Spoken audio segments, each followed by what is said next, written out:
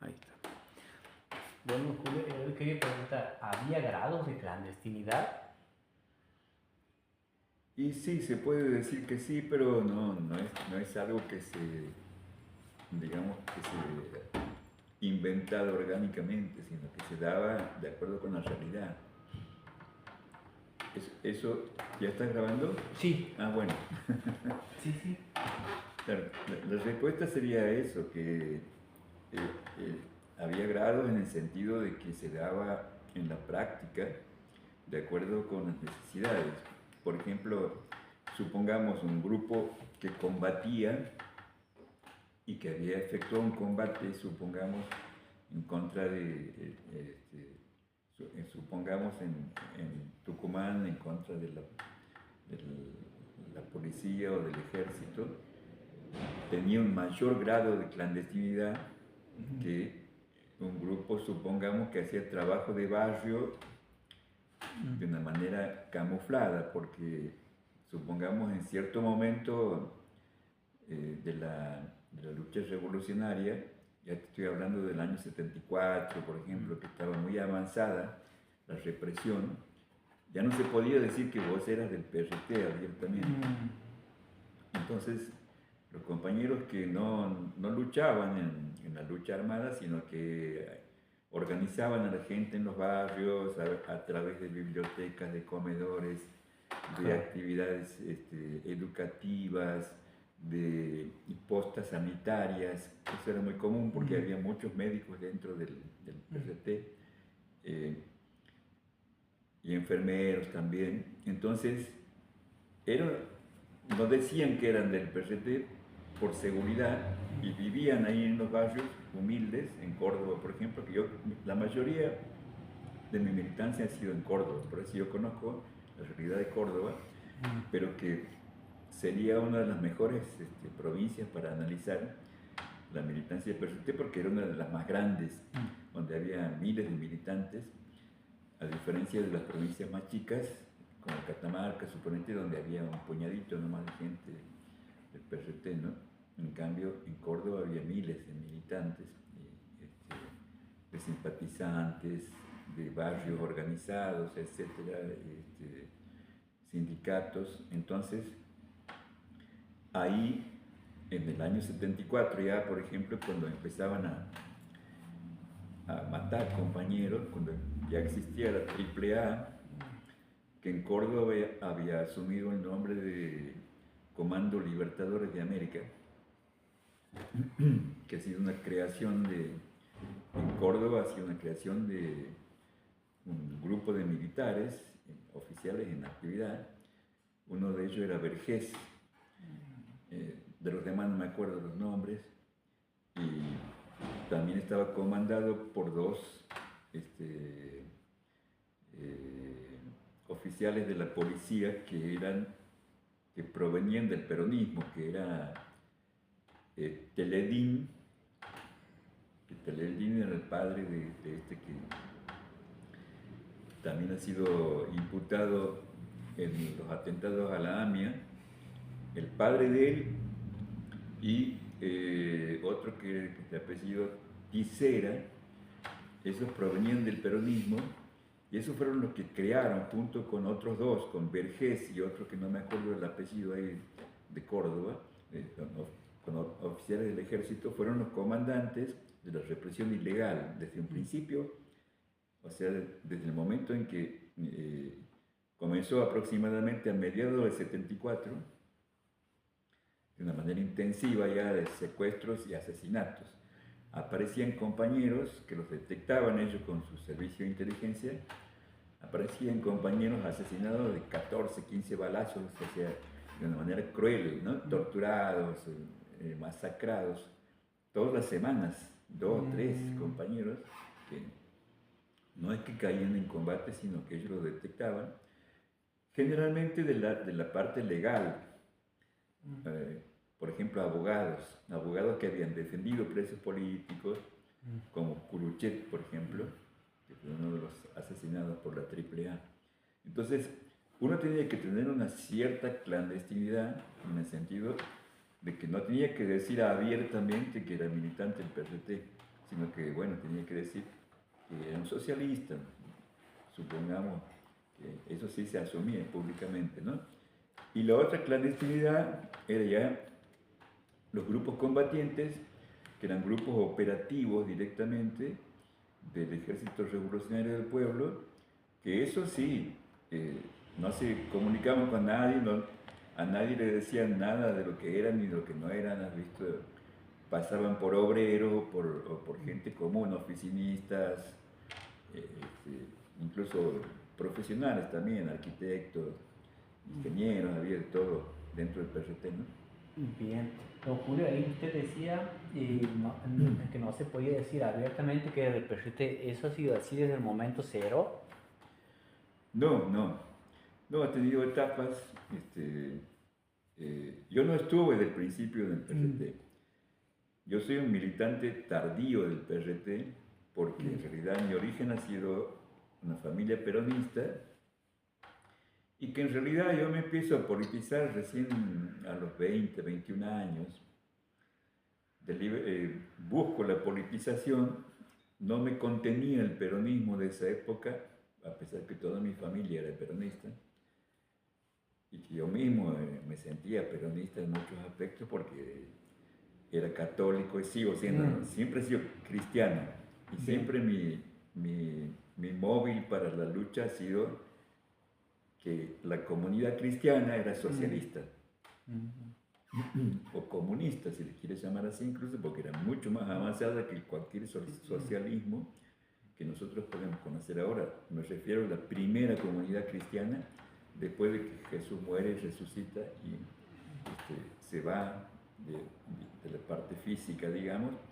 Los primeros cristianos forman una comunidad donde dicen, bueno, supongamos cuántos somos 200, bueno, todo lo que tenemos lo ponemos sobre la mesa y a vos te falta la pierna, no puedes trabajar, bueno, lo vas a tener igual que nosotros, repartimos de todo lo que tenemos, vivimos todos, ¿no es cierto? Eso tendría que ser una forma de comunismo. Y eso es lo que me mueve a mí desde los 18 años más o menos, que empiezo a tomar conciencia de eso, porque yo venía de la Acción Católica, yo estaba en la Acción Católica desde los 14, 15 años más o menos. A acercarme a movimientos de izquierda, más bueno, que la mayoría de los que había en la Acción Católica eran más bien de derecha, ¿no? Y bueno, y mi inclusión en el PRT se da de una manera medio fortuita porque a través de la Gilda de Santucho me empiezan a llegar notas donde se me pedía artículos para revistas que en ese momento eran clandestinas, ahorita ya estamos hablando del año 71, 72.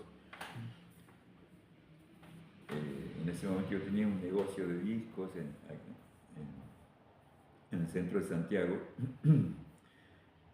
hasta que en el año 72 todavía no había llegado la democracia de nuevo, seguíamos en dictadura, me llega una carta directamente desde Buenos Aires invitándome a participar de la revista Nuevo Hombre. Entonces yo acepto, para mí era un honor porque era un changuito de 20 años que escribía, 21 años tenía, escribía artículos sobre rock y sobre música para el Liberal, que me pagaban por eso, ¿no? Me pagaban como un redactor externo, se puede decir. Entonces, de algún modo me va enfilando en mi vocación también, ¿no? de escritor. En ese momento no pensaba ser escritor, sino que escribía porque me salía más o menos bien y me pagaban encima, ¿viste? Así que, así es que me integran a las revistas del PRT sin que yo sepa que eran del PRT. Yo sabía que eran revistas de izquierda, y me imaginaba que era del PRT también, porque en realidad ya había entrado en relación muy estrecha en ese tiempo estamos hablando del año 1971, 72, se empieza a acelerar la militancia y en ese tiempo cualquier reunión que se convocaba desde grupos de izquierda, aquí en Santiago mismo, en el que yo vivía, en la Facultad de Ciencias Forestales, por ejemplo, que era la más combativa de Santiago, había cientos, 200, 300, cualquier charla sobre política y todo el mundo participaba, ¿visto? Había mucha gente, especialmente los estudiantes de ciencias forestales, porque muchos eran del Chaco, de Buenos Aires, de Córdoba, que habían venido, toda gente estamos hablando de chicos de 19, 18, 20 años, 22 años, muy politizados. Y vos sabías cuáles eran del PRT, cuál era de la Juventud Peronista, entonces... ¿Cómo se sabía? Se sabía porque tenían una línea política clara, visto, de defensa de la guerrilla, de la lucha armada, lo hacían abiertamente, en asambleas, se lo hacía abiertamente. Yo no me olvido de un congreso que hubo en Rosario, que un congreso universitario, convocado por yo no era universitario, nunca fui universitario, pero mi novia era estudiante de ciencias forestales. Y bueno, en ese encuentro en Rosario, me acuerdo que yo volví fascinado de allá, porque había miles de estudiantes de todo el país reunidos, convocados por dos organizaciones que eran organizaciones burguesas, prácticamente dentro de la izquierda, porque era tan avanzada la mentalidad de la lucha revolucionaria en ese momento, que al Partido Comunista y al Partido Socialista se lo consideraba burgués prácticamente, en una pequeña burguesía, porque todo el mundo hablaba de revolución, y hablaba de lucha armada, y hablaba abiertamente de apoyo a LER, de apoyo a montoneros, de apoyo a las FARC, y se presentaban públicamente así en un ambiente donde había, suponete, 2000 personas, y decían: yo soy de la Fuerza Armada Peronista, decían, o del Ejército Revolucionario del Pueblo. Algunos iban encapuchados, ¿viste? Y hablaban, pero la mayoría hablaba abiertamente, entonces sabíamos quién era el PRT y quién no era. Por supuesto, también sabíamos que había infiltrados, y sabíamos y los detectábamos, muchas veces los expulsábamos de las asambleas. Eso era frecuente. ¿Cómo se daban cuenta por ahí que alguien no era...? Era muy fácil, porque generalmente el policía no es un intelectual. Es muy raro que tenga la capacidad para desarrollar los temas que nosotros desarrollábamos, entonces le costaba mucho parecerse a nosotros. Así que ya lo veía nomás enseguida y generalmente, como él era consciente de eso también, se intimidaba, sentía temor, ¿viste? Se ponía nervioso. Y bueno, cuando ya lo veías que estaba mucho tiempo, que venía varias veces, etcétera, etcétera, el mismo tipo, que no estaba integrado, vos le preguntabas, ¿y este quién es? Fulano de tal. Y vos iba le preguntaba a él: no, yo soy de la Juventud Peronista, o te decía, de tal lugar, que si yo de Wilmer, te decía, suponete que vengo de ahí. Claro. ¿Ustedes en esa época se presentaban con nombre verdadero, digamos? ¿Se conocían por nombres? Sí. ¿Sí? Sí, los que no estábamos militando dentro de una organización clandestina, naturalmente, ¿no? Ya había gente que no la veías nunca, en realidad, sino que vos sabías lo que decías por lo que ellos te mandaban a decir, que eran los líderes de los grupos revolucionarios armados, ¿no? ¿Cómo que lo que ellos mandaban a decir? Y bueno, Firmenich, suponete, no se presentaba públicamente con frecuencia. A veces sí, lo hacía en Buenos Aires, nunca aquí, yo no recuerdo. Pero aparte yo, para seguir la línea del PRT. Yo ahí fue cuando me empecé a abrir del peronismo, del punto de vista pragmático, ¿no? De la realidad, porque en realidad no es que yo dejaba de ser peronista en muchas cosas, porque el peronismo es una cultura. Y bueno, dentro del peronismo incluso ha militado el mismo Francisco René Santucho. Yo no me olvido porque mi papá, mi tío y mis dos tíos, Mariano y Agustín, eran militantes muy activos del sindicalismo peronista. Ellos eran docentes, eran militantes del sindicato de docentes, en la época que estaban proscriptos los sindicatos, ¿no? Y en ese momento, muchos militantes del trotskismo apoyaban a la militancia peronista. Entonces, en ese contexto, en los años 60, más o menos principios de los 60, fue que yo lo conocí a Negro Santucho, a Francisco. Él iba mucho a la oficina de mi papá y bueno, y sabía que él participaba del sindicato de maestros también, como un apoyo para, supongamos, para movilizaciones sindicales, como cuando vino José Alonso, que era uno de los dirigentes de la CGT Nacional, y Bandor. Bandor era, al principio era, como pasa muchas veces, ¿no? Un dirigente sindical que era un dirigente proscripto, perseguido, revolucionario se puede decir entre comillas, porque estaba prohibido. Y bueno, vino aquí, me acuerdo que se hizo una movilización muy linda, se cortó la calle en la Belgrano. Había, en ese momento la Belgrano tenía la acequia por el medio, con árboles. Y al otro lado, de aquel lado de la acequia, se hizo la movilización y se cortó el tránsito. En ese tiempo no había mucho tránsito tampoco, ¿no? Y de este lado estaba el sindicato, justo en la esquina, me acuerdo, había un edificio que ya no está más, donde está esa placita aquí en la esquina de la Sarmiento. De la Libertad. Y no, en la Sarmiento, a ver. Al frente del banco. Sí, en la Sarmiento y Belgrano. Ahí había un edificio chiquito donde funcionaba el sindicato de maestros. Y bueno, desde ahí hablaron José Alonso y Bandor. Yo era un changuito de, no sé, 13 años, 12 años, por ahí. Entonces, volviendo a los años cuando ya llego a los 20, 21 años, empiezo a trabajar para el PRT de una manera indirecta.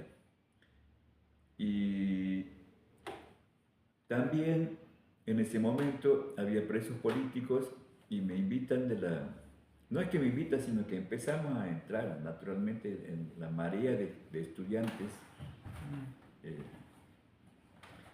Ahí andaba el Tigre López también, nada más que yo no, la verdad que no me acuerdo de él de esa época. Él me dijo una vez que si se acordaba de mí, qué sé yo, porque yo ya era más activo, ¿viste? Porque siempre he sido un tipo así como desinhibido, entonces hablaba en público, participaba en asambleas, pedía la palabra constantemente.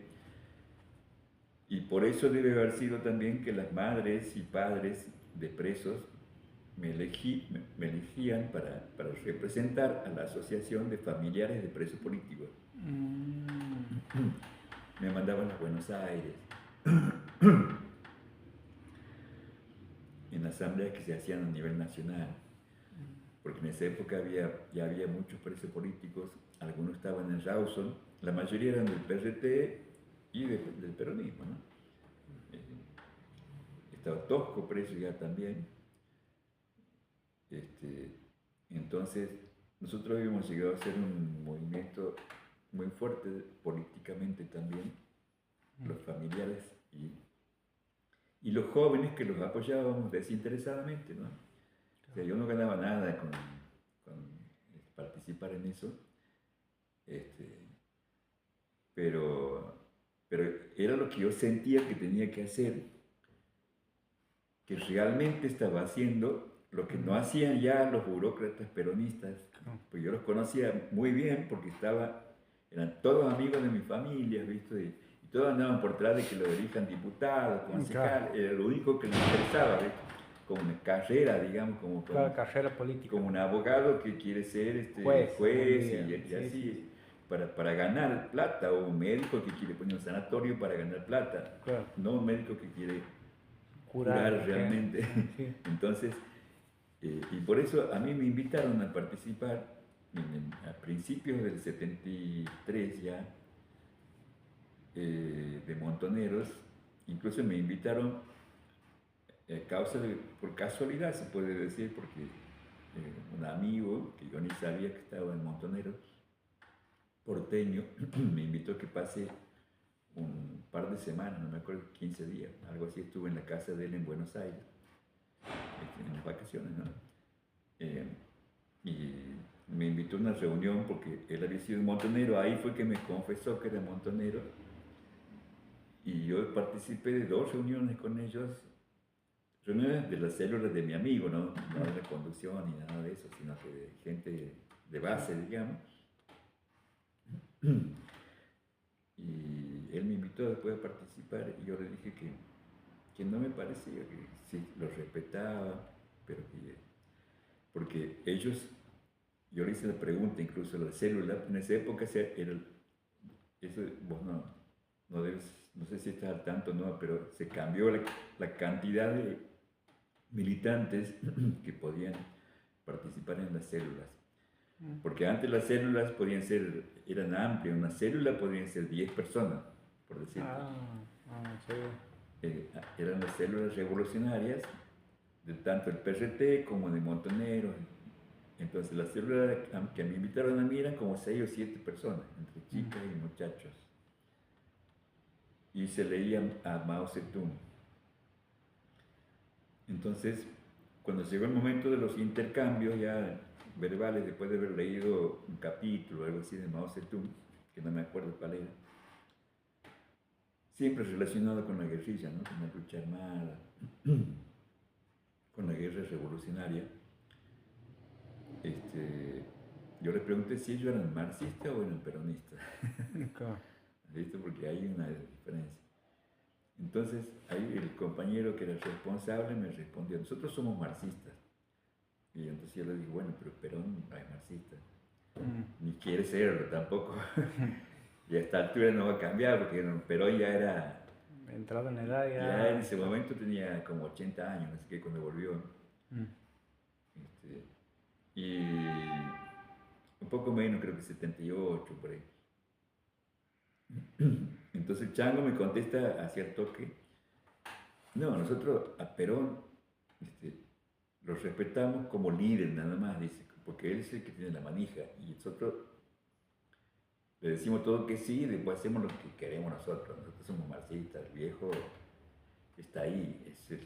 Entonces esa forma de actuar a mí no me caía bien, que era muy común en el peronismo, ¿no? Esa ambigüedad, claro. O era de derecha o de izquierda, no se sabía bien de qué eras, ibas cambiando, y bueno, digamos que hoy hay muchos ejemplos de eso, ¿no? Entonces yo le dije a mi amigo, después en privado, ya en la casa de él, que me había invitado en Buenos Aires, cuando volvimos a la casa, le digo: mira, yo no quiero participar así, porque yo o soy peronista o soy marxista, y si tengo que luchar en contra de Perón, porque Perón está llevando, ya en ese momento Perón mostraba abiertamente de que él no compartía, ¿viste? Hablaba con la gente de izquierda, y por ahí se largaba una cosa que los del Partido Comunista o los marxistas, los bolcheviques, así como agraviante. Medio agraviante. Entonces yo dije: no, yo a Perón lo quiero mucho, sí lo quería mucho, pero no voy a ser un falso, ¿viste? Un falso militante peronista. Yo creo que la lucha armada es el camino ahora. Es una oportunidad importante de ganarle a esta burguesía y a este capitalismo salvaje que siempre ha sido y es salvaje, ¿no es cierto? Porque el único lenguaje que entienden ellos es la guerra. Sí. Ellos están convencidos de que son una raza superior, son una clase superior y que nosotros somos unos gusanos, todo el pueblo, ¿visto? Entonces, cuando vos le pides cosas, es como que ellos te miran como diciendo, ¿cómo se atreve este tipo a pedir? Sí. Como ha dicho el tipo durante el gobierno de Macri, se creían que podían tener celulares. Claro. ¿Te das cuenta? Entonces, así piensan estos tipos. Sí. Entonces, la única forma que entienden finalmente es cuando viene un ejército armado y le golpea. Los captura, los lleva presos, si no, si se defienden, los mata. Eso era lo que nosotros vimos claramente, cuando teníamos 19 o 20 años, en un promedio de nuestra juventud, muy movilizada, que bueno, que llegó en un momento determinado a constituir un ejército, se puede decir. Nunca llegó a ser lamentablemente muy fuerte. Y eso fue un error que cometimos, un error que cometió después también la cúpula del PRT y de Montoneros también, de creer que el pueblo iba a apoyar. El pueblo sí nos apoyaba al principio, ¿no es cierto? Nosotros estamos muy entusiasmados en la primera etapa porque el ERP abiertamente convocaba a una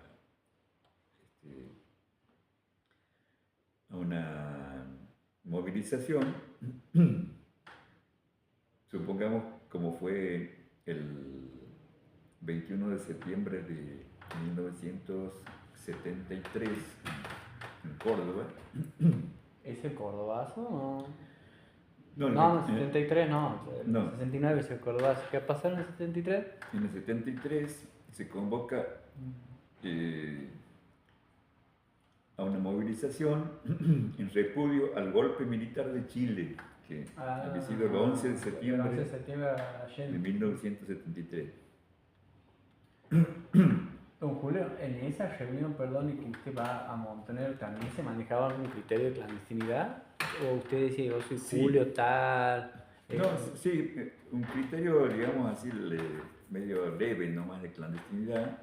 No era una reunión abierta, sino que era una reunión de una célula montonera que a mí me convoca porque me tienen confianza, ¿no?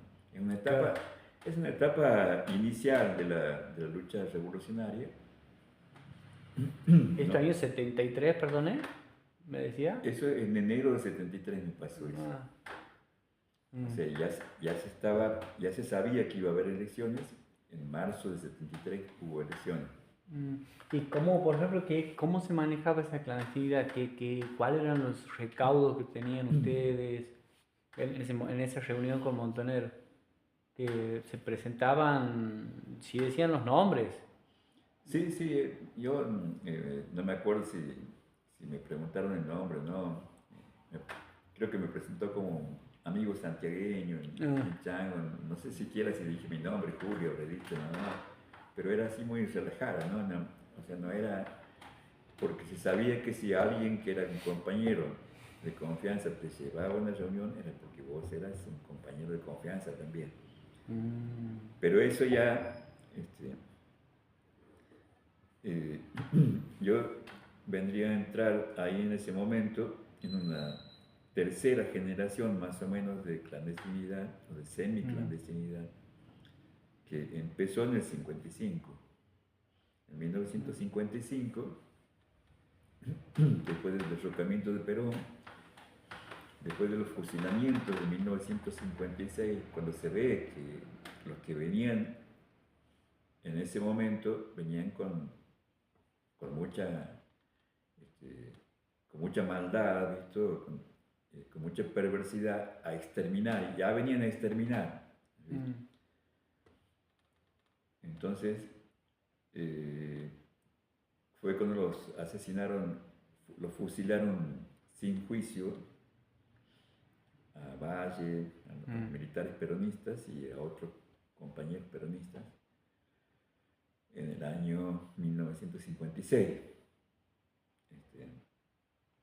Entonces ahí se empiezan a formar grupos, como aquí en Santiago, por ejemplo, se forman los Uturuncos. Mm. Ellos también se manejaban en una completa clandestinidad. Eso yo no lo he vivido. Sí lo he vivido porque era un changuito, ¿has visto? Y era peronista, y mi familia era peronista. Y mi papá, mis tíos participaban, sabían de los uturuncos, y incluso cuando los uturuncos los capturaron, cuando ya habían venido al monte, después de hacer el ocupamiento de la policía de Frías, se fueron al monte tucumano y después de un tiempo, no sé si pasaron 6, 7 meses, un poco más, empezaron a capturarlos, lo capturaron a los santiagueños, los trajeron aquí y nosotros vinimos con mi tío. Mi tío me trajo a mí, que era el mayor en ese momento, y yo tenía 8 años, no sé qué me parece, este, y me trajo un grupito, éramos, no sé, 30, 40, que los recibimos a los Buturuncos, los traían presos y los traían para meterlos aquí en la jefatura de policía, ¿no? En la plaza. Nosotros estábamos al otro lado, y bueno, ahí lo vi a Uriondo. Uriondo era un changuito, tenía 17 años en ese momento. Él había participado de Uturunco y a los que los traían presos aquí a Santiago, ¿no? Y bueno, y ellos ya se manejaban con criterio de clandestinidad, que bueno, que no es tampoco, no es un mecanismo limitado. El concepto de clandestinidad es ir graduando tu personalidad, se puede decir, graduando la aparición o no de tu personalidad de acuerdo a la realidad política, ¿no? Entonces, por eso es que después, cuando llega el año 1973 y gana el peronismo en Argentina, que eso ya se da después de marzo del 73, casi se abandona la clandestinidad, se puede decir. Aparece Santucho dando una conferencia de prensa pública con Urteaga, con... Sí, que Gorriarán, Mena y Molina era el otro, ¿no? Pero que era de inteligencia, sí. Molina, la Pepe Molina. No sé, la verdad, yo no me acuerdo de él. Yo lo que sé que un poquito nomás, no demasiado tampoco, porque yo nunca llegué a ser de la dirección del PRD, ni menos nada, ¿visto? Lo que llegué a ser, yo cuando caí preso, era responsable de una regional de Córdoba que era en el límite con Santa Fe, de la zona de... San Francisco, algo así. Claro, San Francisco era la cabecera y el departamento se llamaba Departamento San Justo. Era una zona muy industrial y bueno, y a mí me designaron como responsable de esa... ¿Qué sería el regional de todo el departamento? ¿Sería? Todo un departamento, como si podemos decir ahora, por ejemplo, suponete, yo vivía en la Banda, pero hay el departamento Banda, donde está... todo el departamento, todo exactamente. el departamento y hay varios pueblos. Bien, bien, bien. Y usted en un momento en una de esas entrevistas habla de contacto organizado. ¿Qué era un contacto organizado? Bueno, ya entramos en la parte sistemática de cómo se manejaba el PRT, que en realidad estaba bastante basado en el partido leninista desde la época de Lenin ya, ¿no? Donde más o menos se manejaban los mismos conceptos. El que era, supongamos, como yo te contaba recién, de que yo era un chango, que con mi noviecita, que también compartía mis ideas y que era estudiante de ciencias forestales también, iba a las reuniones y a las asambleas familiares de los guerrilleros, con los cuales yo me sentía totalmente identificado, y mi novia también. Entonces, tan es así que cuando en todo ese periodo del año 72, mediados 72 para adelante, cuando ya se sabía que iba a haber elecciones, se daba una gran movilización de partidos políticos y yo me sentía tan identificado con los que estaban presos, que me acuerdo que durante una asamblea, un chango del Partido Comunista, era un porteño, que habían mandado para acá, porque eso es muy frecuente en los partidos comunistas, marxistas, tienen militantes rentados, eso se hacía en el PRT también. Yo mismo era un militante rentado después cuando me contratan ahí en la revista Posición, ¿no?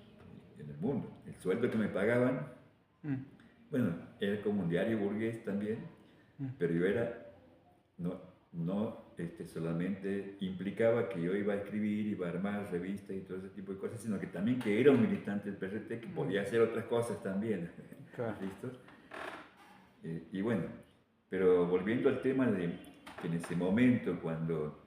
¿Esto a usted le explican así como usted me está explicando claro, ahora? Claro, ¿Un responsable suyo?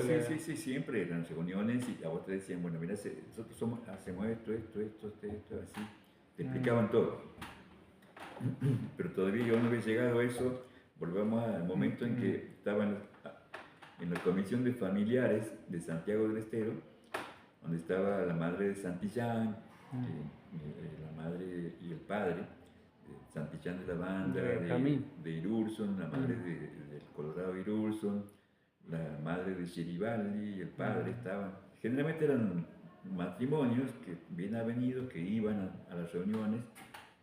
Yo me sentía identificado con los que estaban presos, con Irurson, con Santucho, con Tosco, pero principalmente con los que estaban en la lucha armada.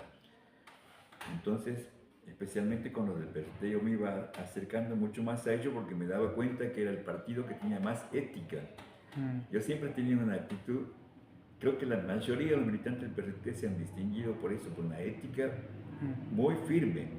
O sea, no esto de ambigüedades. Nosotros somos esto y luchamos por esto claramente. Entonces, chango del Partido Comunista, en un momento determinado, cuando, no sé, alguno de nosotros planteó que teníamos que hacer no sé qué cosa para juntar fondos para que los familiares de los guerrilleros puedan viajar a Rawson.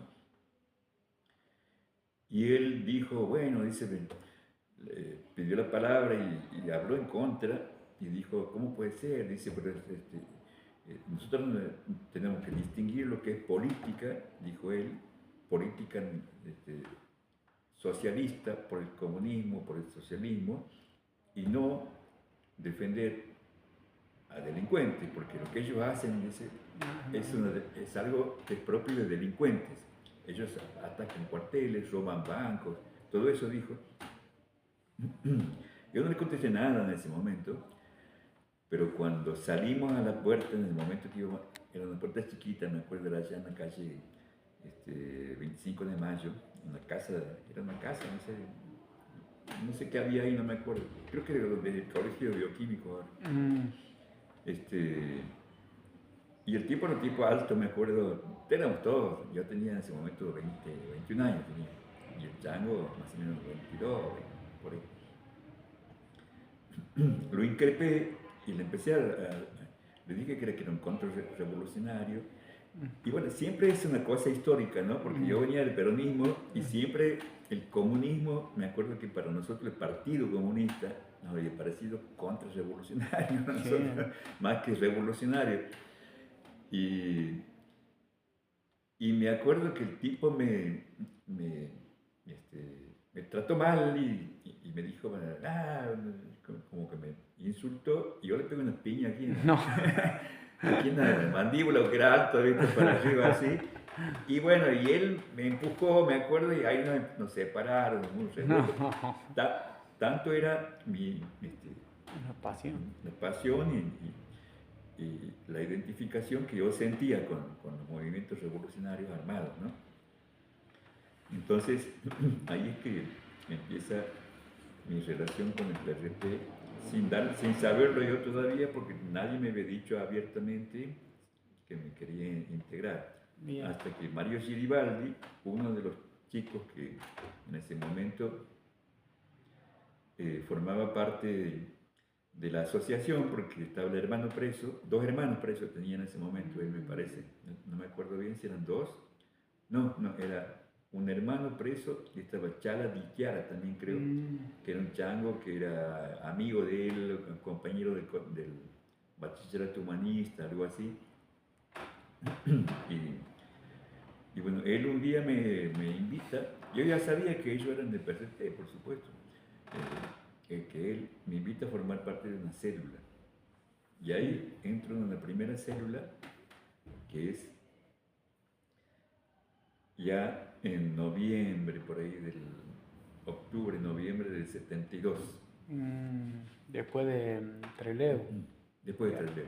Justamente eso ha sido lo que a mí me ha impulsado, me ha hecho decidirme directamente a hacer algo más.